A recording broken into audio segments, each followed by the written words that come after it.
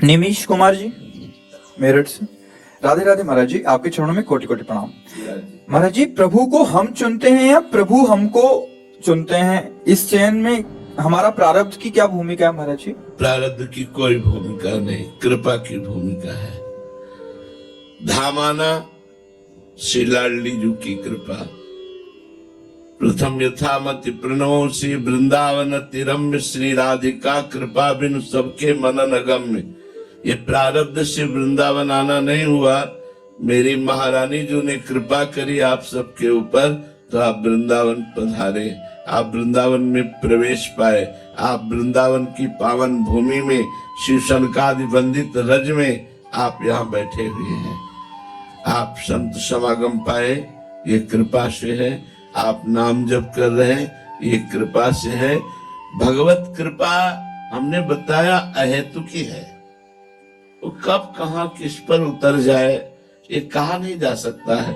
इसमें प्रारब्ध में केवल दो ही बातें होती हैं, शुभ और अशुभ, जिनका परिणाम सुख और दुख होता है, जिनको अवश्य भोगना होता है। अवश्य में भोक्तव्यम कृतम कर्म शुभाशुभम, कर्म दो शुभ और अशुभ, सुख और दुख। लेकिन भगवान से जुड़ना, भक्तों से जुड़ना, भजन की उन्नति होना, निरंतर भगवदाकार वृत्ति में डूबने की लालसा हो जाना, या भगवान के दर्शन के लिए छटपटाना, ये केवल भगवत कृपा होती है। ये केवल भगवत कृपा होती है, और वो किसी किसी पर होती है। जैसे अनंत जीव हैं, अनंत जीवों में उन जीवों पर भगवान ने दृष्टि डाली जिन पर मनुष्य देह प्राप्त कराने की भावना हुई, क्योंकि ये मनुष्य देह कर्म परिपाक से नहीं मिलता है, ये दुर्लभो मानुष्य देहो, ये भगवान की कृपा से मिलता है। कवहू का करी करुणा नर देही, देत ईस बिनु हेतु सनेही। कभी कृपा करके भगवान जीव को मनुष्य शरीर प्रदान करते हैं। मनुष्यों में भी दसियों हजार मनुष्य में कोई एक धर्म से चलने वाला होता है, दसियों हजार मनुष्य में कोई एक धर्म से चलने वाला होता है। नहीं, सब मनमानी आचरणों में चल रहे हैं। सबके हम ये देख रहे हैं, सबके दिमागों में रुपया छाया हुआ है। रुपया, भगवान या धर्म या मोक्ष, मुझे मोक्ष प्राप्त करना है, मुझे भगवत प्राप्ति करनी है, मुझे धर्म से जीवन व्यतीत करना है। अपने लोग बैठे सब देखो दिमागों में उन्नति, रुपया, पद प्रतिष्ठा, घर मकान, भोग सामग्री, इतनी ही चाह है। ऐसे 10,000 लोगों में कोई एक होता है धर्मात्मा। ऐसे हजारों धर्मात्माओं में कोई एक भगवान के मार्ग में चलने वाला वैराग्यवान होता है। ऐसे हजारों वैराग्यवानों में कोई एक जो है दृढ़ निश्चयी तत्व जिज्ञासु, और उन तत्व जिज्ञासा वालों में कोई बिरला एक कोई तत्व ज्ञानी होता है। उन तत्व ज्ञानियों में कोई बिरला भगवत प्रेमी महात्मा होता है। तो ये सब भगवान की कृपा से है। हाँ, अब कृपा हुई, हम इसका आदर करें। जैसे आप सत्संग सुन रहे हैं, ये आप पर भगवान की कृपा है। आचरण नियम ले, हम गलत आचरण नहीं करेंगे, हम शराब नहीं पिएंगे, हम मांस नहीं खाएंगे, हम गंदे आचरणों वाली बात न सुनेंगे, न देखेंगे, न बोलेंगे, न करेंगे। आज से आपका जीवन भगवत कृपा पात्र जीवन बन जाएगा। इसमें प्रारब्ध का योग नहीं है, इसमें कृपा का योग है। आपके ऊपर कृपा हुई है तब आप यहाँ आए हैं, आपके ऊपर कृपा हुई तब आप वहां से चले हैं। भगवान की कृपा ही प्रेरित करके लाई है। तो इसलिए हम पूर्ण अगर इस पर दृष्टि डालें तो केवल कृपा है, अपना कोई प्रारब्ध भोग नहीं है। अब हमें इस कृपा का आदर करने के लिए पुरुषार्थ करना चाहिए। कायर बन करके कृपा के भरोसे नहीं बैठना चाहिए। मन क्रम वचन छाण चतुराई, भजत कृपा कर है रघुराई।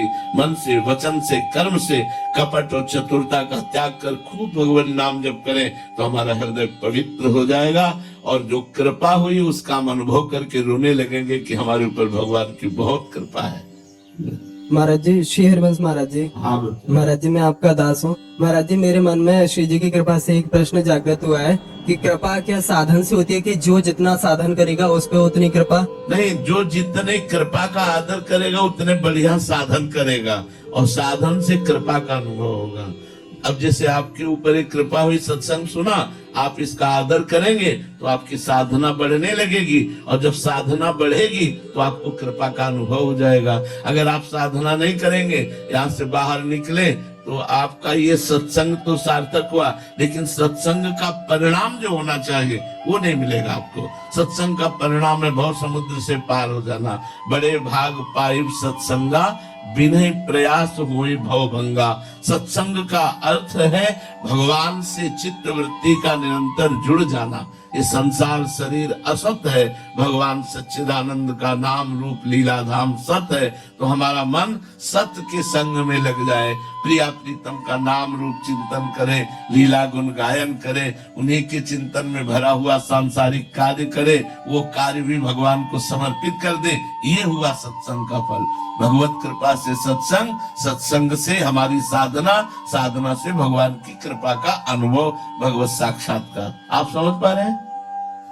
बेहदवीर जी, श्री हरिवंश महाराज जी, बाबा गोस्वामी तुलसीदास जी और श्री हरिराम व्यास जी दोनों महाराज जी ने कहा है कि तुलसीदास जी महाराज जी कहते हैं तुलसी भरोसे राम के निर्भय होए के सोए, और व्यास जी महाराज जी कह रहे हैं व्यास भरोसे कोहरी के सोवत पांव पसार। महाराज जी यहाँ सोना मतलब पहली बात तो समझो, साधारण साधना में भी नींद का परित्याग करने की बात संतों ने कही है। अगर हम प्रारंभिक साधना भी करते हैं तो उसमें नींद को कंट्रोल करने के लिए कहा गया है। तमोगुण की वृत्ति है, ना कि सच्चिदानंद का स्वभाव। हमारी बात समझो, ये जो नींद है, ये निद्रा आलस्य प्रमादोत्तम तत्तामस मुदाहरतम, ये नींद तामसिक वृत्ति है, सच्चिदानंद का स्वभाव नहीं है। इसको त्यागने की बात कही गई है। कहा गया है नारायण हरि भजन में ये पांचों न सुहात, विषय भोग, निद्रा, हंसी, जगत प्रीति, बहुबात, इनका त्याग करने की बात कही गई। ये जो काहू के बल भजन को, काहू के आचार, व्यास भरोसे कुंवर के सोवत पांव पसार, ये निश्चिंतता का प्रतीक है, ये निर्भयता का प्रतीक है, ये निशोकता का प्रतीक है, ये संशय रहित का प्रतीक है, ये विपरीत भावना के त्याग का प्रतीक, अर्थात शुद्ध शरण में, शुद्ध शरणागति। आज हमसे अभी भजन नहीं हो रहा तो मैं प्रिया प्रीतम का नहीं हूं क्या? भजन हो रहा है तो भजन एक सत्क्रिया है, और भजन नहीं हो रहा तो भी मैं प्रिया प्रीतम का हूं। व्यास भरोसे कुंवर के सुवत पांव पसार, भजन एक क्रिया है। मानो मैं मूर्छित हो गया, बेहोश हो गया, हमारी बुद्धि शिथिल हो गई किसी कारण से, तो क्या मैं भगवान का नहीं हूं क्या? वो भगवत आश्रय ही हमें भगवत प्राप्ति कराएगा। मूल सूक्ष्म बात इसमें है, इतनी भगवत विश्वास की दृढ़ता हो गई है कि अब उनको भजन का भी भरोसा नहीं, केवल श्री जी का भरोसा। भजन हमसे होता है, हमारा कल्याण, हमारी आध्यात्मिक उन्नति हमारे इष्ट से होती है। तो इष्ट के चरणों का प्रबल बल, जैसे श्री रूपलाल गोस्वामी जी कह रहे, मेरे बल सी वृंदावन रानी, जाहि निरंतर सेवत मोहन बन विनोद सुखदानी। मेरे बल वृंदावन रानी, भजन नहीं, मेरे बल वृंदावन रानी, जिनकी चरण कृपा ते पाई कुंज के रस सानी। जैसे रूप लाल हित हाथ बिकानी, निधि पाई मन मानी, मेरे बल से वृंदावन। तो यहाँ आखिरी पंक्ति पर हम ध्यान दें, जैसे रूप लाल हित हाथ बिकानी, बिक गए गोस्वामी जी, बिक गए राम जी के चरणों में, और दृढ़ भरोसा राम जी का। इसीलिए कह रहे हम निश्चिंत होकर पांव पसार कर सो रहा हूं। सोने का मतलब विश्राम स्थिति, यहाँ सोने का मतलब नींद से नहीं है। यहाँ पायो परम विश्राम राम समान प्रभु नाही को, जाकी कृपा लवलेस ते मतिमंद तुलसीदास हूँ। पायो परम विश्राम राम समान प्रभु नाही। ये पूर्ण समर्पण, ये पूर्ण शरणागति, ये पूर्णता का प्रतीक है, ना कि तमोगुण जनित आलस्य का प्रतीक है। ये पूर्णता का बहुत ऊंची स्थिति है, ये कोई साधारण स्थिति नहीं है। महाराज जी इसमें एक भरोसे तो कह रहे हैं कि हमने भरोसे तो हो गया, नहीं नहीं नहीं, भरोसे और भजन का क्या संबंध? जब भरोसे में हो जाओगे तो तुम नहीं रहोगे। भरोसा पूरा कब होता है जानते हो? जब भरोसा करने वाला लीन हो जाता है, केवल वही रहता है जिस पर भरोसा।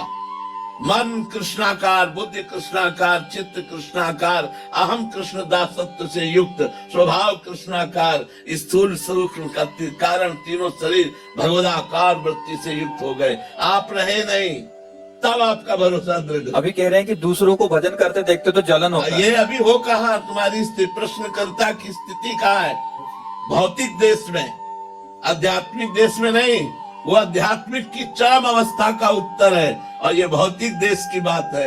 अभी पांच भौतिक देश में विचरने वाले मन, बुद्धि, चित्त, अहंकार उस स्थिति को कैसे जान सकते हैं? उस स्थिति में जब तक पहुंचेंगे नहीं तब तक थोड़ी जाना जा सकता है। वो अनुभवगम्य स्थिति है। उपासक महाराज जी उपहास में ले जाता है कि सोबत पार प्रसाद नहीं, ये प्रमाद स्थिति परमार्थ में नहीं है, ये प्रमाद स्थिति नहीं है। ये प्रमाद स्थिति के लिए दोहा नहीं है, ये परम समर्पित स्थिति का सूचक है दोहा, कि जो समर्पण की चरम अवस्था है। कि जैसे संत जन कहते हैं अब हम भजन नहीं करते, हमारा राम जी भजन करते हैं। जो उच्च कोटि के महापुरुष जन है वो कहते हैं अब हम भजन नहीं करते, हमारा राम जी भजन करते हैं। क्योंकि जो हम था, जो मैं था, वो राम जी में लीन हो गया। अब जो बचे वो राम जी बचे। यहाँ हृदय में केवल राम ही विराजमान, दूसरा कोई नहीं। वो एक स्थिति है। हम महापुरुषों की चरम अवस्था की स्थिति को लेकर के प्रमाद स्थिति धारण करके भजन को न छोड़ दें कि हमको भजन से मतलब नहीं। बिना भजन के आज तक किसी को स्थिति प्राप्त नहीं हुई है। भूत भविष्य वर्तमान काल तीनों में जो हो गए हैं या होंगे, वो सब भजन से ही होते हैं। खूब भजन करो तो एक से एक स्थितियां जागृत हो जाएंगी। प्रभात सिंह जी, राधे राधे महाराज जी। महाराज जी जब जीवन मोक्ष को पा लेता है तो उसके बाद भगवान जी उससे क्या करवाते हैं? कोई अगर साधक यहाँ संत जन अगर मोक्ष पा लेता है, अब जैसे बच्चे हो तुम क्या जानो, मोक्ष शब्द को तुमने उच्चारण तो कर दिया पर जानते नहीं। समुद्र की तरंग तरंग में लीन हो गई तो है कहां से तरंग? करवाने की तो बात जाने दो। मोक्ष प्राप्त का मतलब है जैसे समुद्र की तरंग समुद्र में लीन हो गई, तब न तरंग बची न उसका नाम रूप बचा, अब तो केवल समुद्र है। समझ पा रहे? तो मोक्ष शब्द से, और भगवान उसको क्या करवाते हैं, ये दूसरा मार्ग है।